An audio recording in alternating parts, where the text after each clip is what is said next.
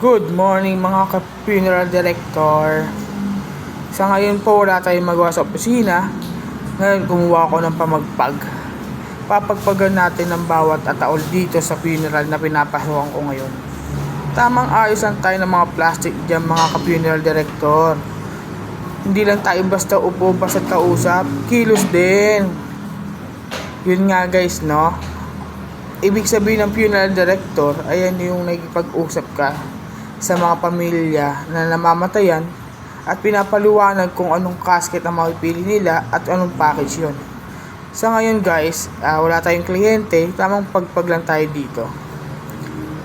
Yan, tamang pagpag dyan, tamang pagpag. Halata naman hirap na hirap ako yumuko dahil sa katabaan ko. Huwag niyo ako pagtawanan. Eto guys, inaabot ko pa yung isa. Pinapagpagan natin ulit yan. At napakembot tayo guys. So yun, no, kitang-kita nyo naman kano kagiling-giling yan. Kumbaga, wawawin, giling-giling. Yan, pagpag lang tayo ng pagpag dyan habang walang kliyente. Siyempre, pag may kliyente na busy na rin naman tayo dyan, no? Shoutout pala kay Kadeds. Salamat sa'yo, pare.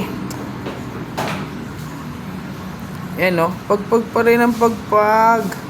Sige lang. Tapos na tayo magpagpag eh. Napakembot ulit.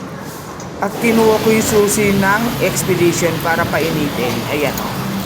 Painitin natin. Para malaman natin yung kondisyon ng sasakyan sa bawat libing na sasakay nating patay.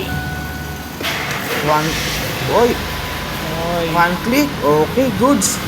O, tara, labas tayo. Tingnan naman natin yung blinker kung okay pa naman. You know, basa-basa pa. Okay pa naman yung blinker natin. Medyo gusto ko palitan to eh.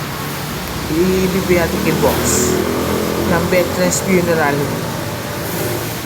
You know, shoutout pala kay Bobet Lim sa Veterans Funeral Service.